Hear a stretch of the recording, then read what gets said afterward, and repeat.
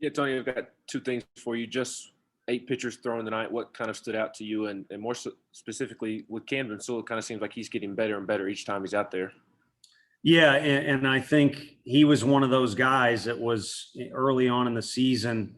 I think just trying to do a little too much, and he's slowly evolved into being who he is. I mean, if you look at his career numbers, he's been outstanding for us since he's been on this campus, and he's kind of become the Swiss Army knife guy for us a little bit with different roles. But more importantly, he's been kind of a game changer. I mean, we go to Missouri, and it's a back and forth deal, and he comes in and kind of flipped the script a little bit. And then today I felt like he kind of just, for whatever reason, just changed the vibe of the game and swung it in our favor. So obviously a tremendous positive there. And then with the other guys relating to your question, Hollis Fanning, that's not easy to do. His presence and Xander Sechrist, both presence in the situations they came in, but also just the energy they put off and the way they threw the ball was very impressive to me. So, And then go ahead. Go ahead. I didn't mean to cut you off. I was going to ask about Beck. I know that last homer was one that he pulled to left field, but it seems like 3 or 4 before that were all opposite field homers. Just what does that say about his swing and where he's at? Yeah, he's locked into being, again, who he was early in the season. He did so much damage in scrimmages and kind of separated himself from a lot of our hitters with how talented he is, but also how well he was doing. And a lot of the early season stuff, he was kind of popping up off the ball. You can't see my whole body, which is a good thing for me, but he was kind of popping up off the thing, and now he's kind of staying through it. And so with 2 strikes, you see him battling off good pitches. You see him putting the ball in play. It wasn't a very attractive hit that he got to, score a run on, but that slow roller was a benefit of staying in the ball and staying through it longer. And then I think that's what's producing some of those opposite field balls that are either over the fence or driven well. And then he got a pitch that, since he's been on this campus and he's done a few times earlier this year, even when he wasn't hitting his best, he can hit it to the moon to left field.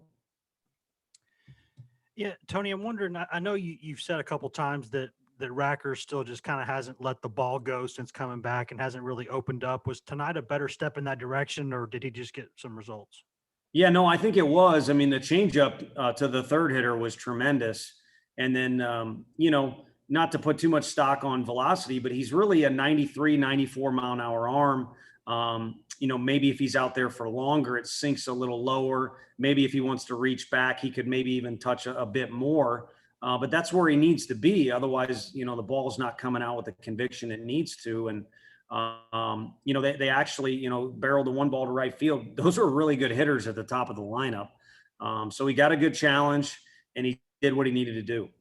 And as for this weekend, I know that, it's to a point now where y'all are kind of playing for the SEC East. I guess it's the final weekend of the season, 1 game at a time, but maybe you can speak on that now, just kind of what's in front of this program and how big it would be to come out of there with a good weekend in Columbia. Yeah, I think it's corny, but I think they kind of love each other, and to have a win like this, where a lot of guys are involved. I mean, they're going crazy for Cortland. He almost kind of, had a web gem there. I thought it was a great effort, and cheering for everybody else. And I think everyone's in a good mood because we won the game, but also we were able to respond from a tough, loss, a bitter loss on Sunday to a great team. And, that's kind of their emotion now. And then on Sunday, they were frustrated. They wanted to win. And then, Monday they were kind of relaxed because there wasn't so much you could do. So they've got a little recipe there that's kind of the 1 day at a time thing. You can put that up on the wall, but to actually live it is pretty tough. And I'm being sincere. I think that's kind of what they got going on. And maybe they'll start thinking about South Carolina tonight or this weekend, sooner than I will. But, when we get into town, we'll prepare.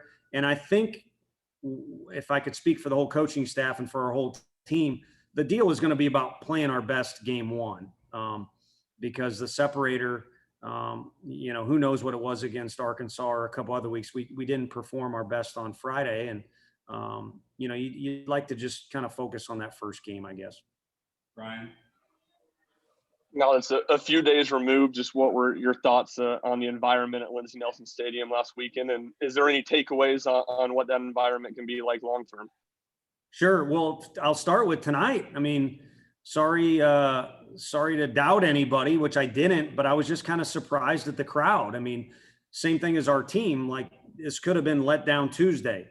We just had the number one show in the country in our facility, or number one team at the very least. And so maybe our guys didn't have as much incentive to play hard or to be prepared. And I thought they were. And the fans kind of matched that. I mean, I think we're 1,000 people off of what that is, but you know what? It's a work day and things like that. So that to me stuck out as much as anything. The weekend was incredible. I mean, I think they improved our lives, Arkansas's lives, anyone who was watching TV's lives. Probably got our guys to perform a little bit better, to have a little bit of edge or home field advantage. And then what it did too for our conversations that are ongoing between Danny's staff and myself is, okay, that's what that looked like. Where can we add on, or what could it look like in the future? So it just gives you a more clear vision, rather than 4 years ago when we got the job, we kind of had a, rough draft that we just kind of pulled out of thin air on what we were thinking could happen around here. Go back to Ben and back to Wes. Yeah, Tony, I asked you about Camden and how he seems to just continue to improve each opportunity that he gets. It also seems like Jerrel Ortega is making the most of his opportunities lately. Just what have you seen from him, and maybe allowed him to get to the point to where he hits a homer last week, and then tonight he almost hit one out as well?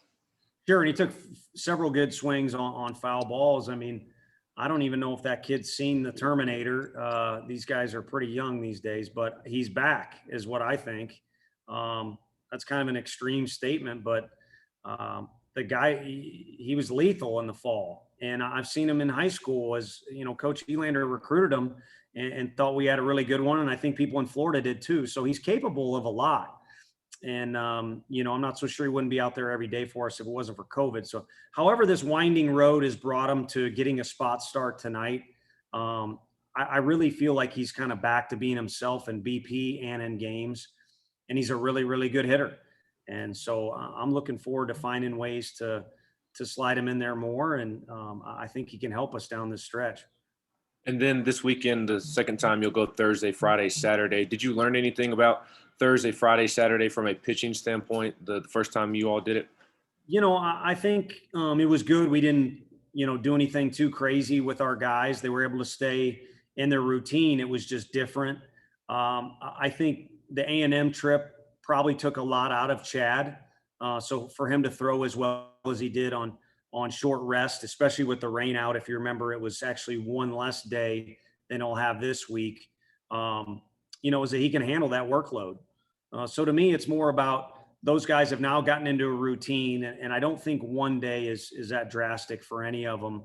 None of them were taxed to an extreme.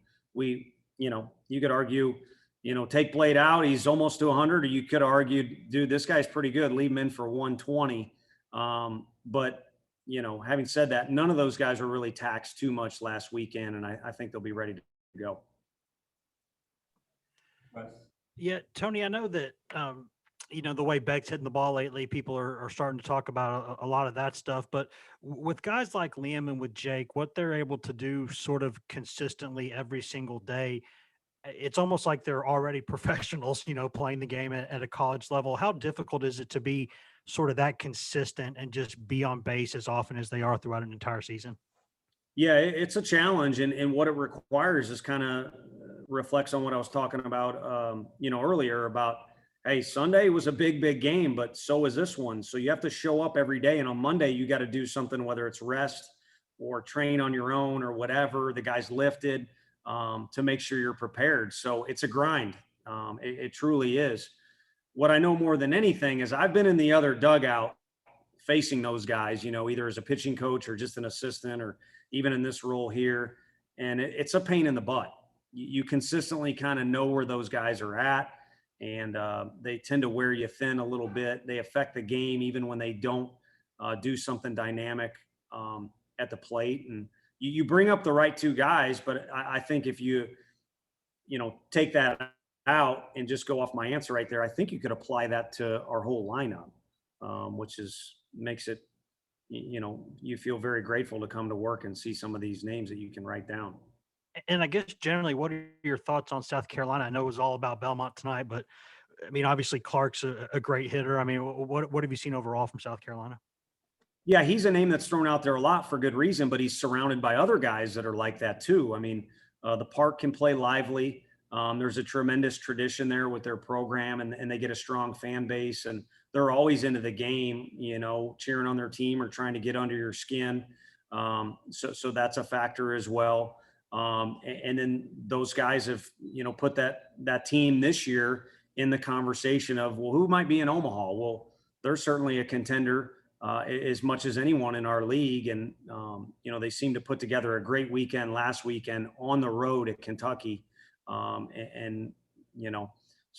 I think it'll be the same as every other weekend. It's going to be a pain in the butt for everybody. And by Sunday, you're going to be exhausted, or I'm sorry, it'll be Saturday this week. But it'll be fun to, get back on the road. And I think our guys like doing that for whatever reason.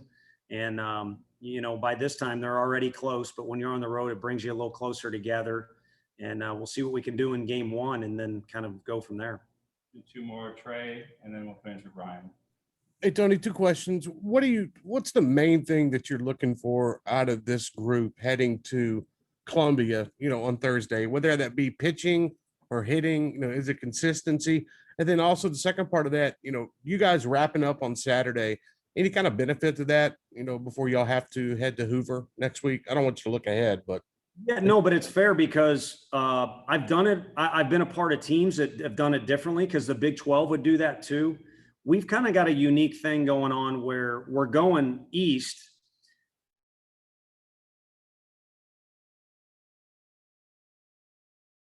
On you if you've got to travel in a tournament.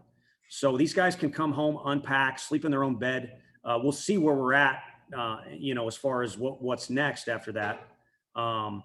But we'll be able to, I was trying to let the internet catch up there. We'll be able to come back and catch our breath and get some things done here, and then go to a place that's not that far.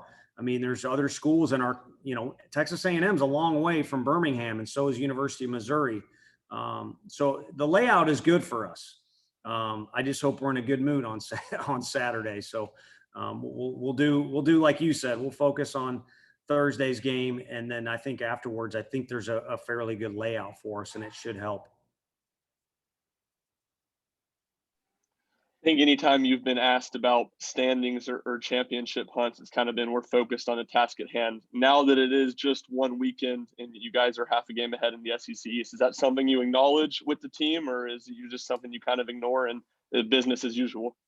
It was chaos out there in right field when we met post game, so I didn't have much control of the team for whatever reason. So again, I think these guys enjoy each other's camaraderie, and there was some excitement there. So it's just kind of like I said, it goes back to the answer that isn't a controversial one, and it's not a real great one, but I do think it's kind of just the next day thing. And with South Carolina, it hasn't been that long. You show up to the stadium and you want to win a national championship, because there was a time not too long ago they won back-to-back.